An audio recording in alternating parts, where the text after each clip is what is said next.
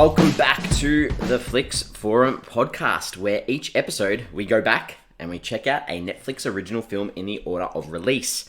This week we have Netflix's 81st film. It's the 2018 French romantic comedy I Am Not an Easy Man. It's directed by Eleonore Pourriat and it stars Vincent Elbaz, Marie-Sophie Ferdane, Pierre, Benezit, and Dailly. I am Jesse and I'm joined by my lovely co-host MJ. How are you, Jesse? Good. How are you? Good. Interesting title, this one, and I know it's a literal translation for a French film. Yes. It's a shocking title. Oh, okay. Just like Straight off the bat, that's I didn't mind the title. well, you know how many times I couldn't remember the name of this film. True. It just doesn't stay with me at all, and I don't. It doesn't feel grammatically correct. There's something about it that doesn't work. Yeah. Okay. Good. Yeah. Very good point. I didn't even. I just was like, oh yeah, this is the title of the film. But I do agree with you. It was a hard one. It's one of those. We had one a while ago, which I think was the really long one. I can't even remember the pretty thing that lives in the house or whatever it was. That was one of those titles that. Yeah. This one it never stayed with me. Like when you said like, okay, next movie we're seeing is I'm Not an Easy Man. And I looked up I'm Not an Easy Man. I got to type it in. I'm like, what is this movie called? And I had to go back and check what it was called. And then even after I watched the film, I'm like, what was that called? I cannot remember. When I was putting it together, I'm like, do I do the intro with the French title? Oh. And if you hadn't done it, what would you have said? I would have said, Je ne suis pas un homme facile. I don't know if that's right. That's pretty good, yeah. That sounded more like, I don't know what that was. I mean, Hungarian, I don't know. Probably not the person to be like saying if it was good or it wasn't. Je ne suis pas un homme facile. Facile, that sounds better. See, you know what? I prefer that. I prefer that title. Yeah, I wouldn't know how to spell it, wouldn't know how to type it, but that's okay. Anyway, sometimes every now and then I want to bring up the title. I don't want to make a big deal out of it, but I'll just bring it up quickly. And I didn't like this title. Good. So. We start our show with our Fast Flicks, where we do our own little quick summary. MJ, fill us in on your summary of this film. Cool. And as usual, sorry, we're going to spoil this film. So if you did want to check it out, pause, go watch. Yeah, and if you're not sure, maybe listen to our Fast Flicks for the next 1 minute, because that might give you a flavour of whether you want to listen to it or not. Sure. But yeah, we are going to spoil it. For me, a chauvinistic man wakes up from a concussion in a world where the societal norms of gender roles have been reversed. Oh, we have so many similar words, because I think we watched the same film. This is a pretty easy one to... I've just said, what have you said? After a concussion, for a man... Gender roles are reversed in modern day Paris. Yeah. So, but you know what? The reason that they're the same is because I think that's a really cool, quick summary of a film, right? Yep. And I've explained That's why we call it Fast Flicks. Exactly right. I've explained this to two people since I watched this film, just because it was an intriguing film. And I'm like, okay, I watched this film. Oh, what's it about? And you say that, and you're like, oh, okay. I'm all ears. Yeah. I think that's kind of how I felt when I started watching it. We often... have a look at what we could find about films. We sometimes struggle with foreign language films. We do a little bit. What were you able to discover about I Am Not an Easy Man? Well, in this case, we're a little bit lucky, I think, with IMDb and Wikipedia giving us some decent meat info, on this one. Some little bits. Enough to get an idea of how this film was born and how it got to where it got to. So fill me in. Well, the film itself... had its origins from a short film called Oppressed Majority. Do you want me to say that? French. Give me the French. Come on, I've stuffed some French up. Your turn to give us some French. Oppressed Majority. The translation here is Majorite Iprome. That was awesome. Yeah. I could believe that you're French. Well, both those words seem really similar to the English translation. They do. So this was a 2010 short film directed by the same director. Yep. And it starred Pierre Benezit as well. Yeah, so it starred the guy who plays Christophe in this film. So the film itself was about a stay-at-home dad who experiences sexism in a parallel female-dominated world and eventually becomes the victim of sexual assault. I feel like it goes a little bit deeper in that one than this. So in 2014, after that was released on YouTube and it had English subtitles, it got a fair bit of international attention, and Netflix came knocking, and they spoke to the director. And the director wanted to pitch a TV series. Yeah, so the director was like, "Cool, let's make a TV series out of this." And then Netflix, is still trying to appeal to the masses. Decided to almost turn that 180 degrees, and not only make it a film, but make it a romantic comedy. Now, I haven't seen the short film. Have you? No. But I imagine the short film is a lot more harder hitting than... Well, limited amount of time. You've got to get to where you want to go quite quickly. Yeah, absolutely. Absolutely. But I just always feel like Netflix saying, can you make it a romantic comedy, is a little bit of a slap in the face. But the satirical nature doesn't necessarily take away from the key themes at all. No. But I feel like that would be quite different. So that's how this film was born. Yeah. Premiered on Netflix on the 13th of April in 2018. And I wasn't aware of this, but in accordance with the French laws on digital film distribution... You're aware of this. We discussed this on our Oksha podcast. With France, was it? Yeah. Oh, okay. I know that we have issues with like Sweden and other things. No, we knew this because remember there was that big deal about how it got booed at Cannes in France. That's right, because it wasn't releasing theatrically. Yeah. Anyway, sorry, keep going. True. Filling our audience who aren't aware of French's distribution laws. Well, the fact that it was available online or via streaming with Netflix, it was not scheduled for any theatrical release because that's the way the laws are over there. 36 months. 36 months. 36 months. If they released it in theatre, they have to wait 36 months before they can put it on Netflix. What about DVD? I think that's the same. I think it's home release. 36. That's They protect their cinema. Their cinemas over there. Yeah. That's wow. Yeah, it's a long time. I think we glossed over. I think I must have glossed over that too much on Okja because that's a huge. Mm. Even like I can understand maybe a streaming service, but even DVD. Yep. Because that's still supporting the studio. Correct. Yeah. You've filled us in quite well here. Well, that's what I mean. What else have you got? Well, they were the two things that were on Wikipedia and IMDb. But the only other thing that was on IMDb,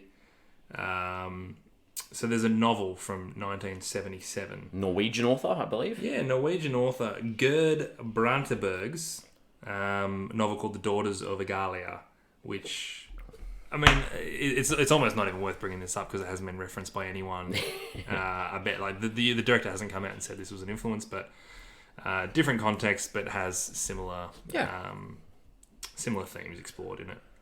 Good. Well, you've cleared me out because I got nothing else to add to the conversation. Then I started typing. I found plenty of articles in French that I couldn't translate. Because the film itself, it had a decent reach. Well, we could talk about the reach now and let's do it. What people have said or what we've heard about, or we can gather based on some critical and audience consensus. I think this is a pretty positive response from audiences. Sure. What have you got? IMDb specifically is a 6.4 out of 10. That's really high. And the amount of people that watched it is pretty high compared to compared to some of the ones we've seen recently. Yeah, this was a decent sized film, but it's all well and good to have 10,000 people watching it, but a 6.4 out of 10 that's really good. Letterboxd is a little bit more tempered at 3.1, but not much. 3.1 out of 5. Yeah. Just over 6,000 ratings on that one. So this film did well. What have you got? Rotten Tomatoes. Yeah. No consensus. Mm-hmm. So on 5 reviews, it's at 80%. Yep. Okay. Which is pretty high. So one person didn't like it. One person didn't like it. And the audience is 71%. So that's close to the... they're good numbers. Yeah. It's close to what the other servers are saying as well on 186 ratings. And our good old Google users, 90% like this film. Yeah, wow. It's pretty high. It's getting higher than some of the ones we've had recently. I had a Netflix match for this one. Oh, mate. I don't know why. I've had like 4 in a row, maybe even more, that I haven't had a match on. Mate, I'm not in the wrong profile, am I? It's just driving me crazy. I had a 74%. That's honest. It is honest, because it's usually either really high or pretty low. So this is in the middle. If you were genuinely flicking through and it was...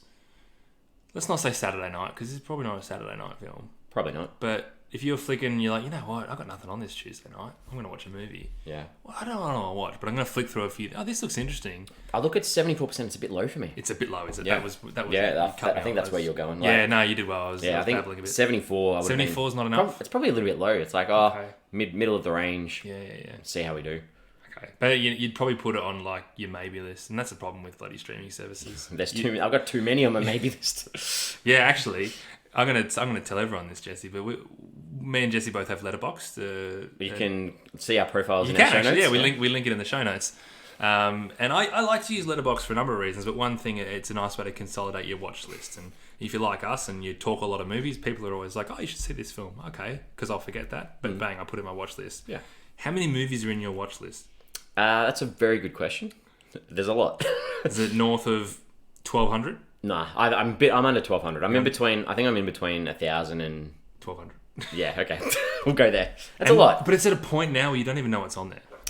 True, but I listen to podcasts, I read a review, I hear something, someone says this is a good film, I add it because I'm like, okay, I want to check it out. So I remember I watched a movie on a plane and I said, I really enjoyed the movie. I'm like, Jesse, I watched Loose.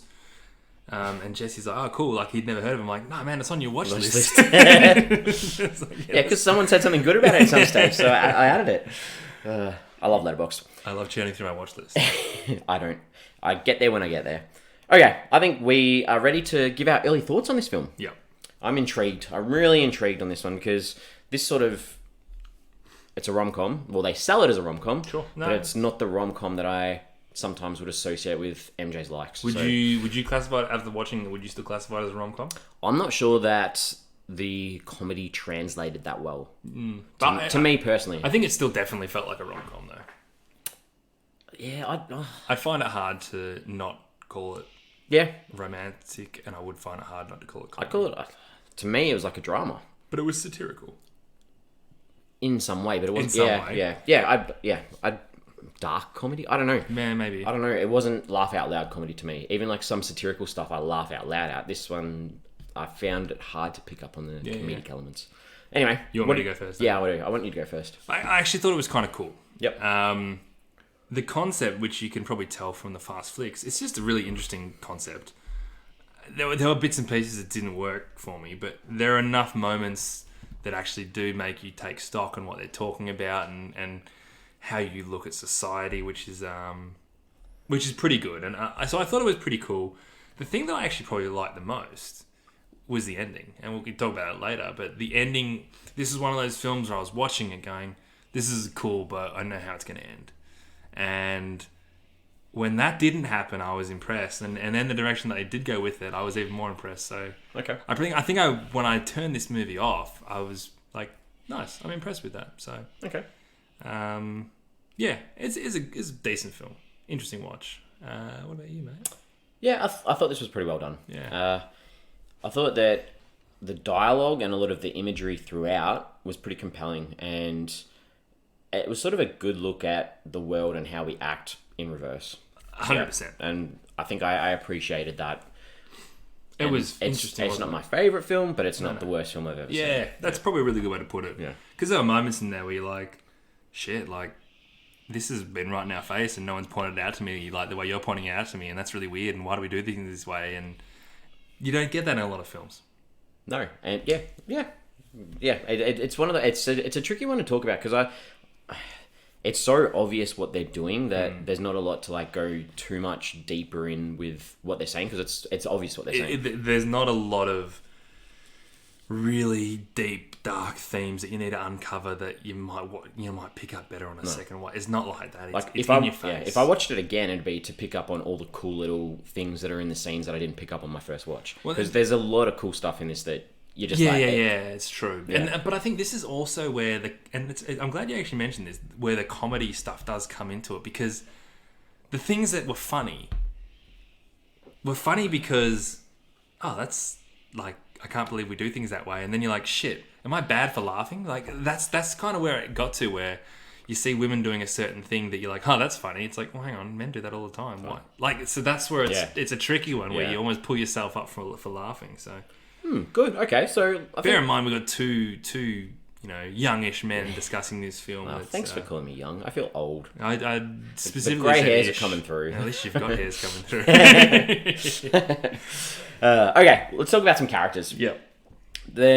We start with Damien, who's the main protagonist. Yep. He's the main guy that we start with, and he starts off telling this sort of story about his first sort of love and all this sort of stuff, and it sort of cuts to him in therapy, and you have this discussion where he makes it very clear through the dialogue that he's like, I'm not afraid of women. So they set it up very early that this is a guy who's very set in his ways, and I kind of liked that eventually, like after he has this concussion that sort of twists the roles of society around, I sort of liked that you could slowly see him progressing into the norms of what this society is in was like. They kind of force you into it was like he had no choice but to sort of adapt and just become that character. So I didn't mind him in that way, I guess. Well, probably one of the reasons why I didn't like the movie more was because I didn't really like Damien. And that's not to say that it wasn't a good role or it wasn't a good character or anything like that. I just didn't really like him that much. And maybe because he was, he was very chauvinistic and he was, I didn't like the way he treated other people. He was very arrogant and he was very, selfish.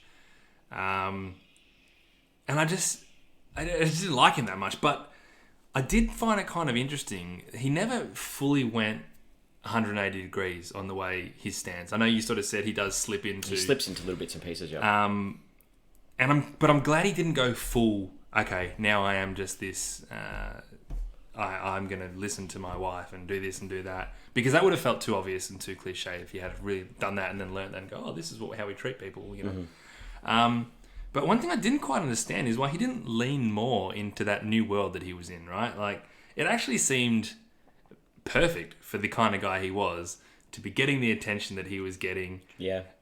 Initially, you'd think, well, you should feel like you're in heaven. And there were, like, glimpses of that. But he kind of never really got to that point where I was like, hang on, this is the character I know would love every second of this. So. That's a really good point because, like, when you see how much of a womanizer he is in the normal timeline. Yeah. So, it's... Girls are whistling at him and he's like, whoa, how good is this? Like... But I guess he does realise that suppression that comes with the territory that he's in. I think a lot of him was that power trip too. Power was the thing, wasn't it? Yeah, he needed power in everything he did, whether that was a relationship, whether that was with his work. He just needed to know that... Whether that was literally having sex. Yeah. Like they were both on top, pushing down, talking about their power. Yeah. Interesting character. Who would you like to talk about next? Well, I think Alexandra. Sure. So I guess Damien and Alexandra are you two. Mm-hmm. I didn't like her per se, but I respected this character. And I think I respected it because I think it was handled really well. It almost felt like she was doing the whole how to lose a guy in 10 days trick. But I just think the dedication to make the gender roles reverse worked really well with Alexandra as a character. Like, it just felt so normal. Yeah, I think they did a really good job of making her as if she's a man in normal society. Like, unbelievably. Just the things in life, like the dominance, and it was like a typical male character. And yeah. You know what got me at the start was when he was sort of blowing up with her and saying things that I'm like, man, like she's gonna crack the shits, and she just didn't care. So I sound like a dick saying that, but it was just like I was waiting for her to blow up and throw a tantrum and say, well, I don't ever want to see you again, kind of thing. And she was like, come on, you're all right. And I'm like, oh, this dedication is working for me. I like it. I get it. But then you got to see him do those blow ups. So that's when I was like talking about he's sort of like slipping into he was this almost doing it because he wasn't getting the response that he was expecting. Yeah. And then, so he was trying to go even more powerful. Yes, it was interesting. Yeah, very interesting in that way. I've got Christopher, or what's his name? Christoph. Oh yeah, I could be wrong, but I think it's Christoph. Christoph. Interesting character. Yeah. I'm scared of saying what I want to say. I think they needed a character like that just to sort of show the other sides of the reverse roles that you weren't seeing through Damien. Yeah, absolutely. But at the same time, it was like almost over the top compared to... That's like good. It wasn't down the middle. Because I found him very funny. Okay. But then I don't know if I'm a little bit sexist for finding him funny because the things he was doing felt so ridiculous. But I get what you're saying. That's where you see, get stuck. I didn't find any of this. I didn't find anything in this funny. I mentioned that at the start. So to me, it was like it was maybe too obvious. I get what was happening and I understand that. It's like we are pretty crap sometimes in society with the way that we treat people. And it started off with that phone call where he's like, I need my paternity leave, and you could just tell that tension like. That's the sort of crap that people have to go through. And sure. I don't know. Yeah, that's fine. I don't know. I thought it was kind of a nice take on a male friendship, obviously before the concussion. Yep.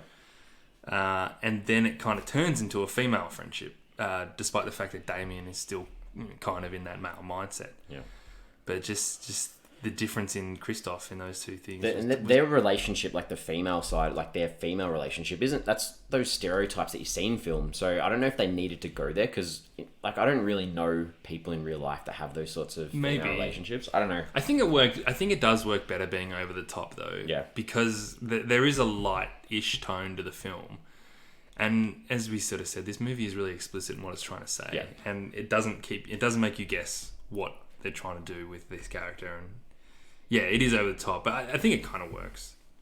Have you got anyone else? Well, the only other one I had was Lolo, which is his wife. His wife. And I think really similar to Christoph. It was over the top in the way that she took those gender roles. Mm-hmm. And again, I kind of found some of them funny, but I think they were just trying to prove that point. And I think that's kind of where this comedy side... If this film didn't have a comedy side to it in the genre, it feels weird. If this film isn't trying to be funny at times, it feels weird. It feels like they've done something wrong. So yeah, I as you're talking, I was like, I needed to look someone else up. I know we usually do. Didn't have my attention. I know. So is he zoning out and thinking about something else? You made me think about something else because I was like, okay, so we're talking about like I liked this. There's a scene towards the end where Lola goes back to when she gets kicked out of home. Yeah, when they break up. When they break up, and sort of that was a little bit off to me. Very strange. Yeah, it was a little bit weird. Narratively, I didn't know where that fit in. And then they're like, oh, we were together at some stage. Like that was a little bit off. And then I'm thinking, okay, there's one other character that I was like, I needed to look up, which was the Sybil, the Moon Dailly character, she's in charge of the publishing. She's the boss of Alexandra. Sorry. Yeah, she's the one who's offering the money for the old lady. Yeah. Because I feel like I need to talk about her. I don't know why, but I was just like, as you're talking about, I was like, oh, there's one other character that sort of came to my mind. I was like, she's really interesting in that she's the catalyst for that sort of the conclusion to the end of the film. Yeah. And I hadn't really thought about that until we were just talking about that. So I was just like, I just needed to bring her up because I just got really... I thought that was a really good performance. And throughout, she sort of kept Alexandra online with the project she was on. And then obviously Alexandra sort of throws her off and says, I'm giving up on this career. I don't want this story to be told. But then, she has this impactful sort of thing at the end. So I just... So is in this sense, is she like the seedy old... white man set in his ways, get what I want, kind of... Yeah, like one of those... Yeah, exactly. Like a boss that's like, always get what they want. It's like, well, if someone's not going to do what I want from them, then I'm going to throw them under the bus sort of thing. So all of a sudden, Alexandra and Damien become pawns in her game. Yeah, sorry, that was me being sidetracked. Yeah, no, that's fine. Cool. Yeah, she did become quite a big character by the end of things. Yeah. The director? Yeah. First feature? We're waiting for you to... say her name because Eleonore Pourriat. Okay. I think the Eleanor bit I was alright with it. Pourriat. Yeah. Lots of acting credits. Pourriat. I think there was like 22 acting credits for her. Yeah. Okay. Which is a lot, but obviously first feature, but did do the short that this is based on. Yeah. So this is kind of her baby, isn't it? What do you think of the cast? I mean, like it's hard sometimes when it's in like a different language because you don't know the characters or the actors or actresses necessarily. So that's true. I thought it was decent. I didn't love Damien, but I also appreciate that he had to be that kind of strong, pretty. Yeah. I thought he was alright. Christoph was great though. I thought it was a good role. Let's have a look at some scenes.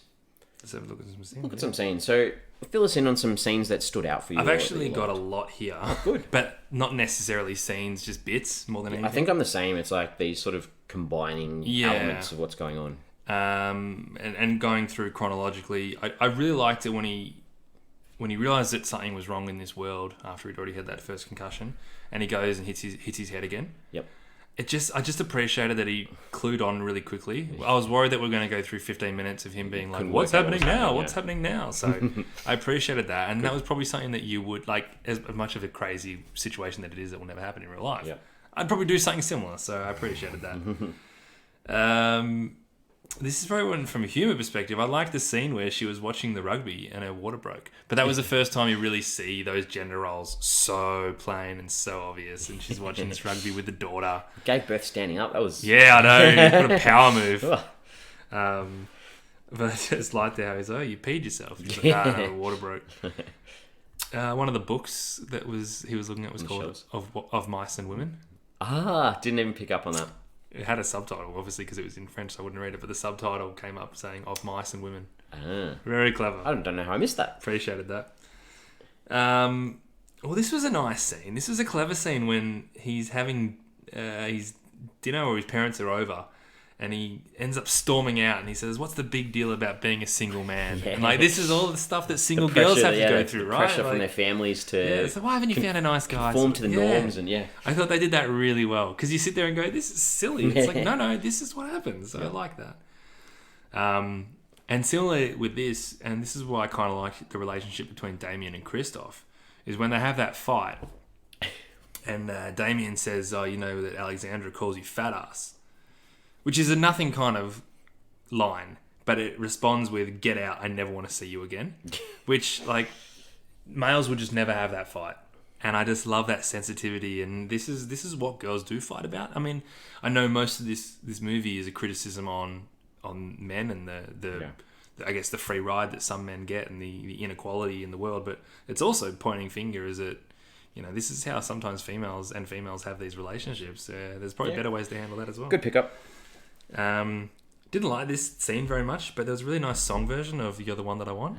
I have that in my scenes too. I wanted to like that scene, but I didn't like the scene. But the song was good. I really enjoyed the entry into that club. Same. Like, it was a really cool, tilted sort of angle with the purpley haze. And then that song's playing. I'm like, this is Grease. Yeah. I'm like, this is Grease. Yeah. And then I was in a school version of Grease, just in case. I was in a school production of Grease. Yeah. Who did you play? I was in the chorus. They couldn't give me a role. Okay, you were going to be Danny, but then they decided. Nah, so I got put in the show. I auditioned, got in. I was like, awesome, this is great. Yep. And then I think we were about 3 weeks out before the show, and the teacher who was the director of the show said, "Look, Jesse, how about you just mime?" Oh. Which is fair. I've got a pretty ordinary. I've never heard you sing, but good, and I don't think you will. But so I liked that song, and I liked the song. I liked the entry, but I agree there. I was annoyed the scene didn't go anywhere because I'm like, this scene's great. This is set up perfectly. Yeah. This was overdone, but the very first time I saw him with the landing strip on his chest, I thought that was excellent. Yeah. Because it just, like, obviously females, when they do shave their pubic hair into a landing strip, why are they doing it? Because people like it. Like, seeing a landing strip on that man's chest is just like, why do we do this? This is ridiculous. It looks so stupid. So I like that. I thought it was funny. Really nice touch when they're playing poker and the pair of queens trumps the pair of kings. Because why not, eh? Like, great. And as I said, the ending for me was really, really good. And I might as well get into it now because, firstly, the whole time I'm thinking, he's going to hit his head again. He's going to wake up back in the real world, but he's going to have a new appreciation for women and he's going to treat them better and rah, rah, rah. And I'm like, cool, nice movie, nice message, but, you know, I want to go to sleep now. Like, that's a really boring ending. So I loved when they obviously hit heads and then it was her that woke up in the reverse world of hers, which I thought, great. What a great way to look at this because, you know, we're trying to look at it from both sides effectively. It's obviously somewhat ambiguous. But then I loved how they tease you with Damien at the end. And he waves to her and he says, "Hey, Alexandra, what Damien is it? Is it the Damien who has just been with her on that whole journey and he came back as well? Or is it the Damien that she met at the book signing that..." I like that because I don't know. Like, is she just gone into this world and does maybe this keep going on with other people? Or, you know, is he back on the journey with her? I don't know, but I liked having to ask myself that question. I didn't like the ending. No! Sorry. Didn't you? I thought, for a message they're trying to get across, I thought, why end up with her in the shit world? Why couldn't he have stayed in her world and you could have shown him working, or them together working towards fixing what they had in that world? It just really annoyed me that all of a sudden, he's gone back to the society where he's going to be dominant. But it's all about inequality. But I interpreted it that he's gone back to his world, so he's a male in that society now. So it doesn't matter what sort of version of him he is, he might be able to help try and promote what's going on, but I just felt bad for her being put in that world. But both worlds are wrong. They're unbalanced, and you have to see one to recognise the other. Correct. So it's all well and good to send a guy over to that world and see that, but maybe sending one back and having them together, it does change that dynamic a little bit. I just thought it was brave. I enjoyed that it didn't give me what I was expecting.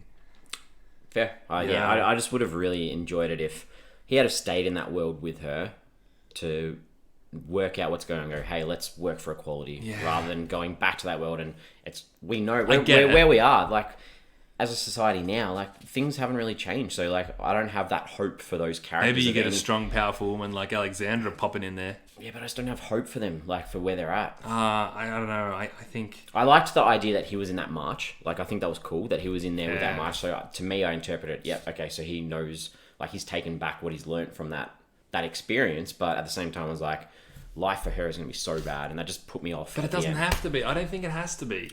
They're one couple. No, yeah, sorry. But I don't know. But, you know, maybe that's the start of change. Where else does it start? I would love that to be the case, but... I don't know. I think it filled me with a lot more... This film's like 2 years old now, and it hasn't changed. That's what I'm thinking. I'm like... Don't think of it like that. That's how I'm looking at it. Like, it upsets me that... A movie's supposed to take you out of reality, and this takes you to a different reality and makes you think... It's hard to take you out of reality when it's so obvious of how our society is wrong. I would have been bored with them staying in the same one and having to work on it.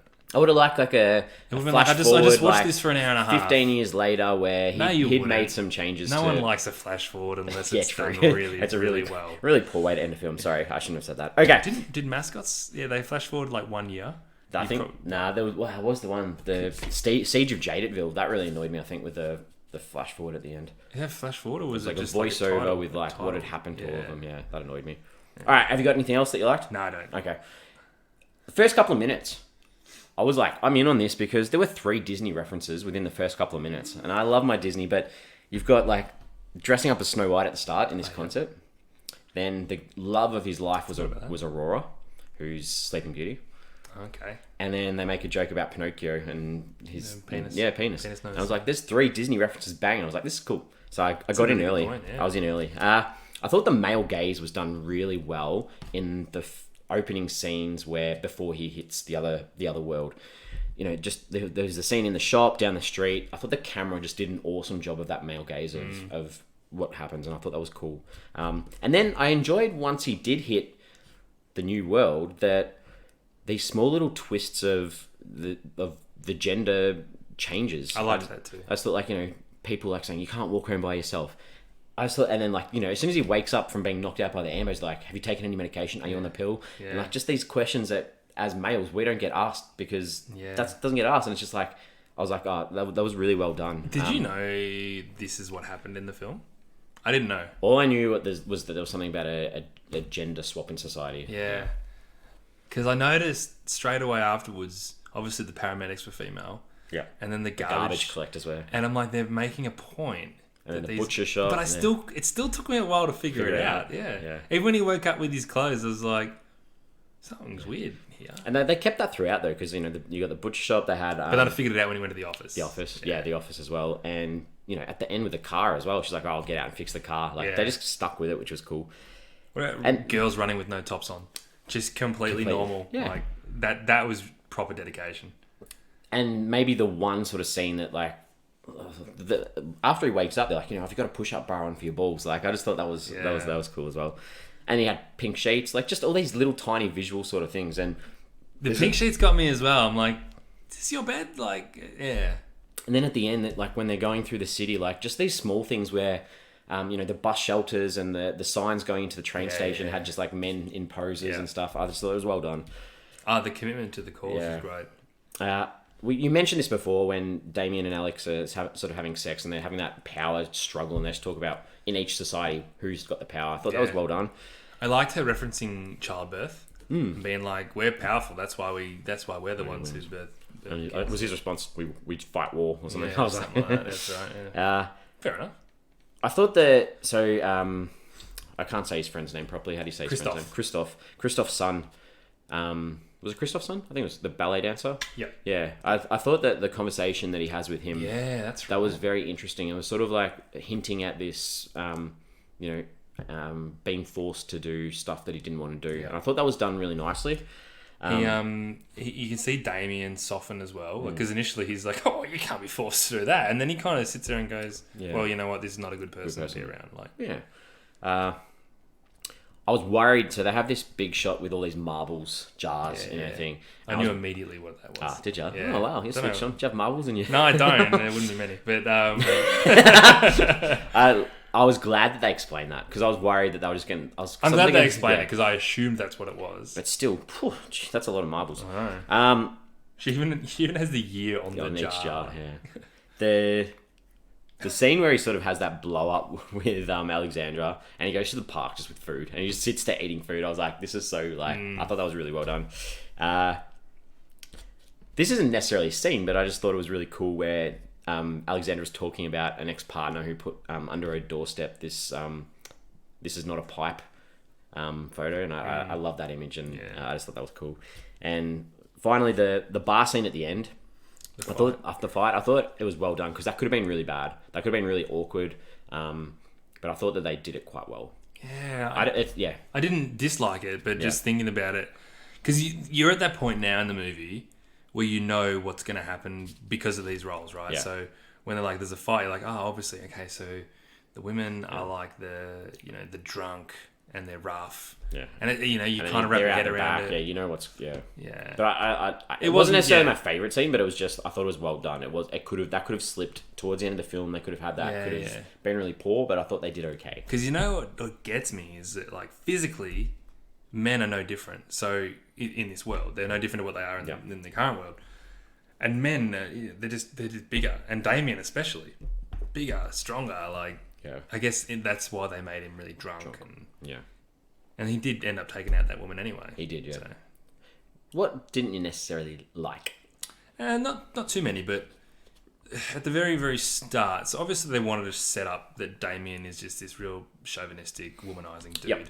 But the idea of the boner-o-meter that he presents, that's ridiculous. Too full on. Like, it was too much. You could have made it more subtle. And they had like 10 guys in a room laughing at this girl, and because that was meant to be the society that we all know and live in right now. True. And that does not happen anywhere. Yeah. So good point. That lost me a little bit.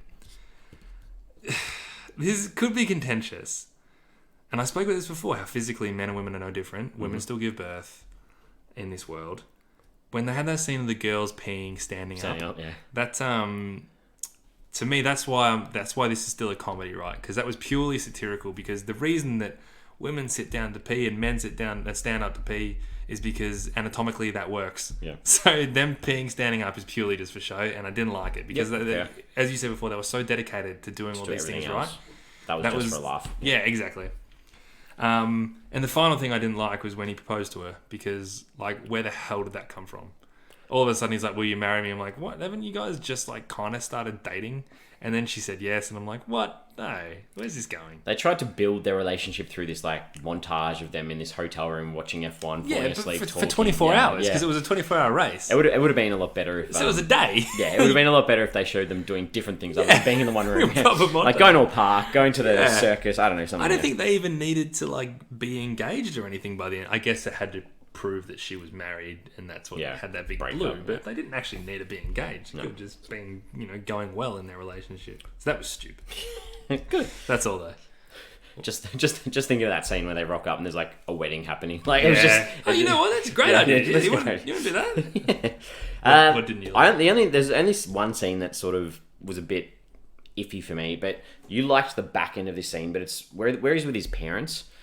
And they're watching that dirty movie. Oh, yeah. It was just awkward for me. I was just like, I don't know why they needed to... And that's got nothing to do with gender roles. No. Watching dirty movies with your parents is awkward no matter what gender you are. 100%. And I get that, French cinema is a lot more sexualized than what we're used to, but there was a couple of scenes where they had... But yeah, that just was a bit awkward. I did like how sweet the dad was. He was such a sweetheart. Good. All right. We are ready to talk about what this film's saying, and I think we've touched on, and there's not a lot more we can say. I don't think this is promoting, or this is what I took out of this is that we want a world where men and women can help each other out rather than be so polar opposites based on societal norms. Yeah. And through gender, through sexism, that's what this film says. Yeah, it's a commentary, but it's also a condemnation on the way women are treated in society. Yep. And it's trying to make it clear and obvious and in your face that, you know what, this is weird. Why do we do it this way? You know, Exactly. we shouldn't. Exactly. I know that I said before they had the women running with no tops on. Why do men run with no tops on? Why is it okay for a man to run with no tops on? Who decides that that's something that people want to look at? And they did that well too, where, you know, she's in the office or wherever she's with her shirt First open. time, yeah. So little things like that where you take them for granted because it's happened forever and ever and ever, so it's normal. But it's kind of not. And that's where if I did watch this film again, they're the little things that I'd try and pick up on more of, because there would have been heaps that flew over my head. Yeah, because when it's not in English too, you're focusing on what they're saying because you've got to read the subtitles. So there's a lot that you're missing out on visually. And in no way are we suggesting that the subtitles get in the way of the viewing. No, not at all. You do settle in pretty easily, but yeah. It was very blatant what this film was trying to say, which is completely fine because there's nothing wrong with shying around this subject. But it makes you think, right? I'm certainly pro equality, but there's even some things there I'm like, shit, I didn't actually notice that being an issue, and it probably is. Yeah. So good. Okay. Well, what did you take away from this one? It's similar to what I said at the start. It was a fun watch that it does make you think. Once the gimmick wears off, there's not a heap to keep you engaged. The relationship wasn't that interesting to me. No. The characters, whilst interesting in the fact that they're playing different gender roles, was interesting, but they didn't do much for me either. None of them jumped off the page. So, if this film had gone for another 15, 20 minutes, I would have been completely lost. I was starting to waver by the end of it. Yeah, that's fair. But I think you could easily recommend it on the premise. Yeah. I think it's a really thing. If you say, hey, this is what the film's about, if that tickles your fancy, go, because they commit to the cause. As I was watching this, thinking about it, I was like, is this the sort of film that an English remake would completely stuff up? And that I don't know why, but I had in my head, I was like, if this was in English, how would I feel about it? Would I like it as much? Would I think it it's just a thought that I had. You've got to be careful with it. Yeah, you do. And you know what? You can do a better job too. This film wasn't perfect, but you just have to commit to the cause to actually really get that message clean, because you don't want to start muddying the waters at all. No, and I don't watch a lot of French films, and this is our second French I think, on Netflix, after yeah. Blockbuster. Blockbuster was French, yeah. So it's opening my eyes a little bit to more cinema. There's a similar tone to these two films. I get that was actually probably technically a romantic comedy as well, very different, but you can sort of see the tones are similar. I think the other thing that I take out of this film is every time that I found something funny, and whether I'm laughing out loud or it's just like a moment, it's almost a nod to the messaging that I think when a pair of queens beats a pair of kings, I was like, that's clever. It's oh shit, that's. Yeah, why? Why? Yeah. Because, back in the day, a king ran a country and then his wife was like, it's... Yeah. So every time you laugh at something, you're kind of condemning yourself as well, because you shouldn't find that funny. That's the point. We should change our decks of cards around. Yeah. Did you jump on IMDb at all? I did. Yeah. I did. I had to check whether the director was female. Okay. It felt like the director was female, and to be honest, it felt stronger because the director was female. Sure. Not to say that a male director, I mean, at the end of the day, it's an art. It's a piece of art. So, but yeah, that's one thing. I didn't until we were doing this podcast before, when I looked up Daily Moon. And I'll be frank, I saw you on Google, not IMDb. Correct, because Daily Moon is, well, she's an actress, obviously, but it's a hell of a name. Yeah, she's French American, based in LA, so she works both sides of the Atlantic. Right. She plays diverse characters because she can speak English, French, German, Chinese Mandarin, and Spanish. Wow. What a multilingual. Wow. Impressive. What's she doing acting? She should be bloody solving world hunger. Yeah, very good. All right. Have you got any questions for me? Yes. Good. Why do they always go back to Damien's apartment when he hooks up with girls? He hooked up with... Because societal norms would suggest you go back to the man's... Come back to my apartment kind of thing. Fair. Yeah. I guess it's a good question. Yeah, no answer for you. Because I think every little thing that happened, I was trying to think what would normally happen. So when that happened, I'm like, no, you should be going to hers. Because we do see Alexandra like having people at her place, so there's no reason for her not to have Yeah, and even the first girl he hooks up, I think her name's Sybil. He hooks up with her once or twice, and he's got the hairy chest, and she's like, "Oh, I'm not going there," which is clever.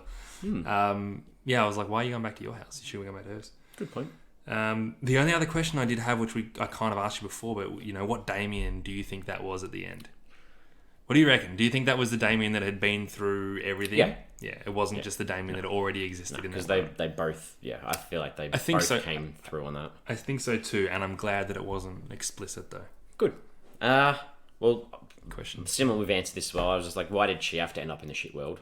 Like, why couldn't she have stayed where she still kept her power? Yeah. Because I just felt like you have this powerful character and then loses all that power. But we're talking about equality. We're not talking about making up for... And that's what gets me with feminism, is I love the idea of feminism that preaches equality. I don't like the idea of feminists who preach, well, we've had it hard for so long, so now we need to get the upper hand, because that's not equality. No, I get that. So maybe, I think maybe that's why it sat better with me. But the only other thing, what was with his teeth brushing thing? That's a great point. You know what? I forgot about that until you said, at the start he's in therapy. I'm like, oh yeah, because he's got a problem with brushing his teeth. Yeah. So he talks to his therapist about that. I thought that was interesting. There's got to be more to that. I don't know. I really don't get that. All right. I think we're... Damn it. I think we're almost done. It's a great question, Jesse. That's what the whole questions category is about. What was with that? Because there's a scene where he left his toothbrush at her place when he's working there and she throws it out, but there was no closure There about is 100% a reason that you or me are not smart enough to figure out. Work that out. Okay. Time to wrap this up. We give a rating out of 5 to give us a Flix Forum average. So, MJ, give us your final thoughts on... I can't even remember the title. Exactly. I am not an easy man. I am not an easy man. Terrible title. I thought it was cool, and I thought it was a clever concept. It just lacked a little bit of substance. And the characters, because of that, couldn't really draw me in. So the humour in it worked well because there's important gender role messaging behind each laugh. Yep. And I appreciated the ending didn't go down a cliche route. It's 3 stars for me. Nice. Well, yeah, I think we've agreed on this one a fair bit because I thought this was really done well too. I was struggling at the thought of a French film that I had no big knowledge about. The cast, didn't know much about anything. So, I'm glad I watched it. It was worth watching. Well made. Don't let that get in your way. No, the message was nice. So I'm also giving it a 3 out of 5. Beautiful. Which gives us an average of 3 out of 5. Easy. Didn't have to use the maths for that one, so I'm happy. Been a while since we've given the same, I reckon. Yeah. We had a little period there where we were copying each other. A little bit different, yeah. We are on social media. We have Facebook, we have Twitter, we have Instagram. Got them all. We are at Flix Forum. If you could please subscribe to us, that would be awesome. Great. Automatically download our episodes. That really helps us out in the charts. Makes us smile as well. In honour of Parasite's recent Oscar a couple of weeks ago, I think we're both very happy with Parasite's huge fans of that movie. We are. A couple of weeks ago, we both enjoyed the ceremony. Give us a good foreign film we can watch. Just any foreign film that's a good one we could check out. I messaged you as soon as Parasite won, just with exclamation marks. But I genuinely, I was watching it by myself. I stood up and put my arms in the air and celebrate. I was so pumped. It was like I was watching a sporting match. So it was about 3:28, I think, Victorian Melbourne time in the afternoon, and I had a meeting starting at 3:30. Oh, perfect. So I'm sitting in this office. There's about 6 other people in there, and I'm like, I've got to move. And then they announced it, and I jumped up and yelled. I was like, yeah. And everyone looked at me like, what the hell is going on? What a great feeling. I was so happy. So give us a good foreign film recommendation. Foreign film. That'd be great. All right, do you want me to give you some? Yes, I do. There's a Chinese film, probably over 10 years ago now, that won Best Foreign Film called Departures. I know Departures. The violin one? No. Yeah, violin. Very, very good film. Yep. One of my favourite films of all time is a Korean film, actually, by Kwok Jae-young, who does a lot of romantic... No, they're more romance than romantic comedies. Yeah. Called The Classic. Okay. One of my favourite films of all time. Bring the Tissues with You.